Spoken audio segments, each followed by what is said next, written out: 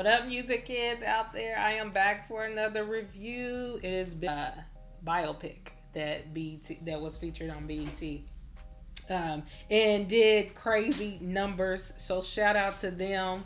A lot of people tuned in to BET for that. And what do I have to say about the biopic? It was perfectly done. Quality was on 10. I'm happy about that because usually, BET, when y'all do biopics, I'm like, why is the quality like that? But, anyways, I enjoyed the movie. Hopefully, upcoming artists that are in the game, coming up in the game now, or they've been in the game, they watch this and learn from their mistakes. But it's not like New Edition, aka Biv Devoe. It's not like BBD.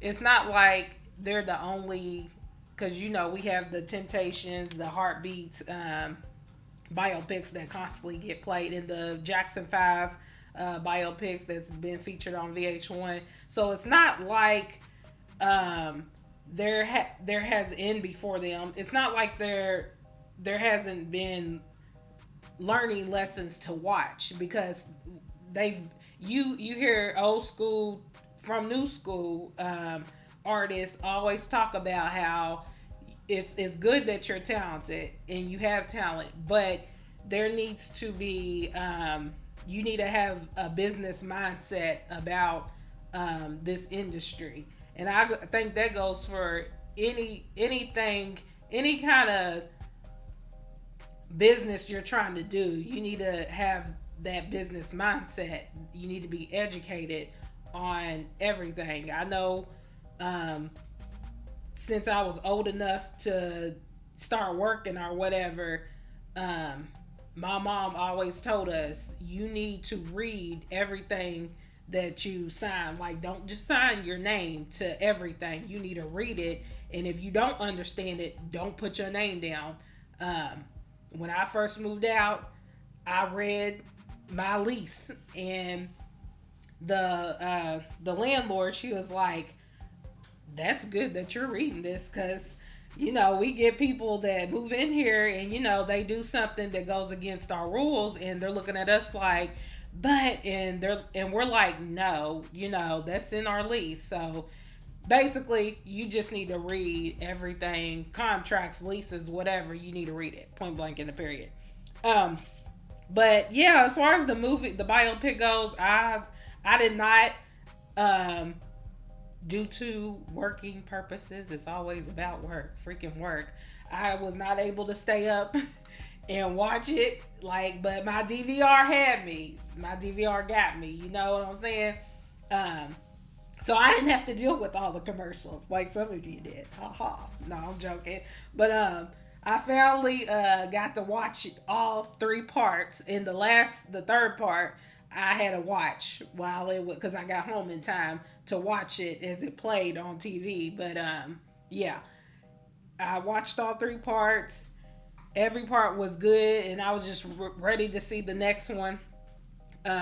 But like I said, in casting was incredible. I think whoever was in I'm pretty sure New Edition had a lot to do with the cast members. Duh, you gonna be playing me, I'm pick the right person.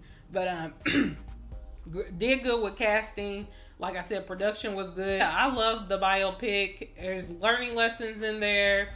There's heartache, and I know a lot of people did not know Ricky. I didn't know he was struggling with a drug addiction either. So I'm definitely glad that they decided to put that in there, because that's hard to, you go through all these years and people not know that you're dealing with a medical crisis, or you're going through something and it's been hidden for so long, and then you finally come out and showcase it, not showcase it, but tell everybody about it.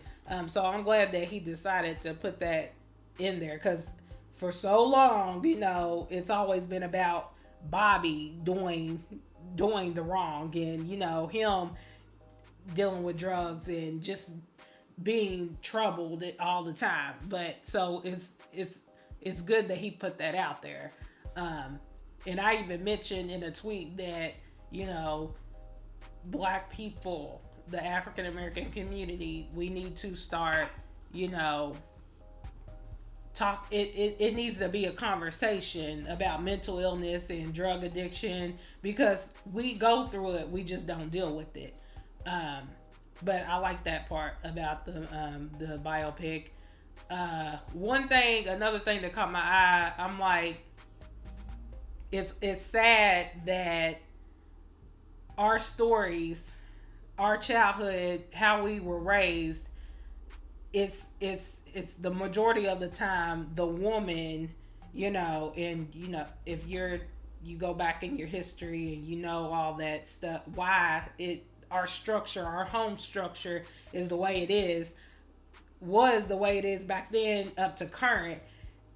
It's understandable, but it's just sad that it's always been the woman, the mother, that's had to take on, you know, having her kids in like low income housing, and always that mentality of, we got to do what we got to do because I have mouths to feed.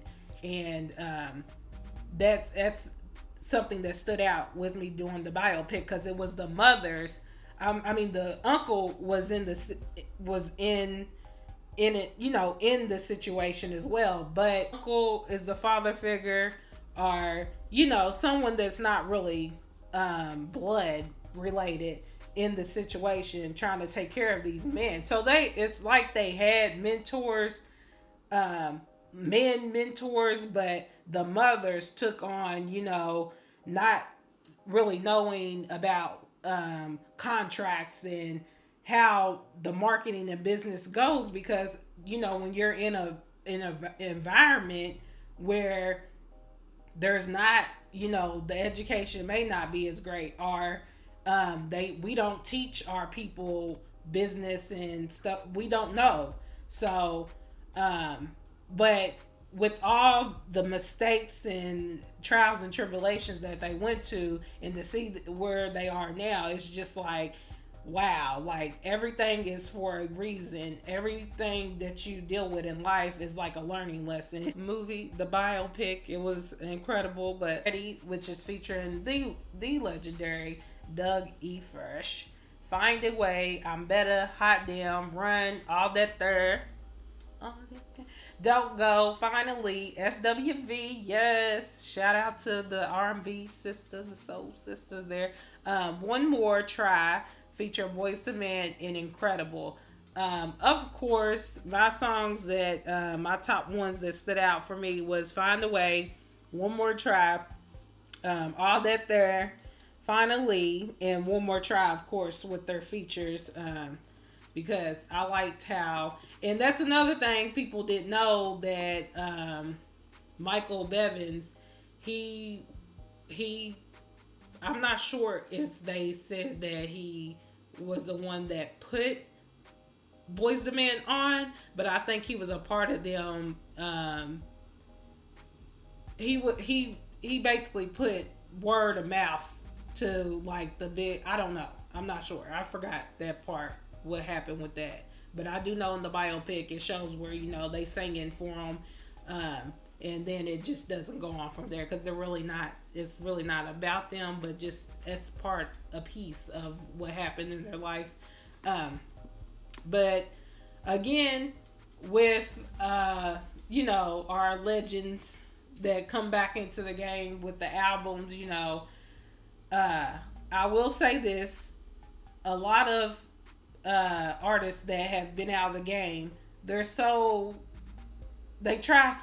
some of them try so hard to get in with this generation's culture of music and what this generation thinks music is supposed to sound like, which is fine, because you either get with it or get lost. But I like how BBD, they brought this album back, Three Stripes, but it's not, it doesn't sound like they're trying to convince this generation of anything. It doesn't sound like you. It's they're still staying true to um, what BBD stands for. Like they're still staying true to themselves as artists, and they put a little bit of new school into, they bring it together. So it's not sounding like, because a lot of artists do that come back that's been gone for so long. They try too hard to make this generation um, buy their albums and buy into them as an artist all over again, and it doesn't work for everybody. um, so I'm glad with this album they didn't do that. They just stayed true to BBD. um, they're legends in this game. They know what they're doing. It sounds like it anyways. And I'm glad that I love how they put Dougie Fresh on here and Boyz II Men and SWV. Kind of bringing back that old school '90s R&B feel back. Because I know everybody's like, music doesn't sound like this anymore. We don't got that real '90s anymore. Y'all not listening to the right people though when you say that. Because there's plenty of artists out here who they may not, it's never gonna be back to what music was back in the '90s. People just need to get that through their head. We're not gonna get that anymore. It's all been said and done. But there are artists out here who still stay true to their R&B lane. They're still soulful. Their music is of quality, like BBD's. So that's just what I like about this album. Like there's no trying. They just did it. Like it works. But yeah, if you haven't checked it out, I just ran down my top 5. I think it was 5. No, my top 5 songs to you. If you've listened to the song and you've been rocking with New Edition, they were your group back then when you was growing up. And just comment below, talk about the movie, the biopic, talk about this album. You can talk about previous albums. I'm here for it all. I just love to hear from my folks, from across the country and out of the country. I love hearing the feedback. So but yeah, I love this album, and I appreciate y'all for watching. And stay tuned, because I may not be back-to-back constant videos, but when I come back, and I bring y'all my views and opinion on these albums. Again, I appreciate you for watching. I'll holler at y'all later. Peace.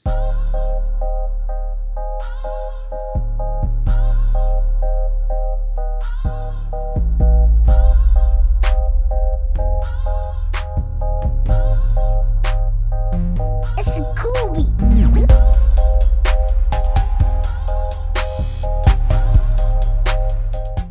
What up, music kids? I am back for another album review. I told y'all I was coming back. Like, I'm trying to get my videos up. There's been so much music coming out. But let's get into this Big Sean. He decided that he's going to make an album where he basically battling his future self with his now self. But let's get into it. So there are 14 tracks. We have features from Jeremiah, Eminem, Janae. But we have Jeremiah featured on this album, Eminem, Janae Aoki, The Dream, Migos, The Flint Chosen Choir, and Stara. I pronounced her name wrong. I'm sorry. But there's 14 tracks, including that intro. Light, Bounce Back, No Favors, Jump Out the Window, Moves, Same Time, Part 1 as a teaser. That shit, why y'all even, Big Sean, why'd you even put that on there? You teasing, you play too much. No, I'm joking. But oh me, halfway off the balcony, Voices in My Head, Stick to the Plan, Sunday Morning Jetpack, Inspire, Sacrifices Bigger Than Me. So y'all know I don't, sometimes I do get these the albums, the EPs, and I have to skip through them because I'm like, what is this artist doing? There's no, like, I don't see where this album, like, where's this out? What are we doing? Because I have to, I'm skipping too much. What's wrong? I'm gonna have to stop listening to your album because it don't work. This is not one of those albums. I've actually listened to this album from start to finish, beginning to end. Um, and the songs that I play, like, over and over, like, it's stuck in my head. I'm at work and it out of nowhere I'm singing stuff.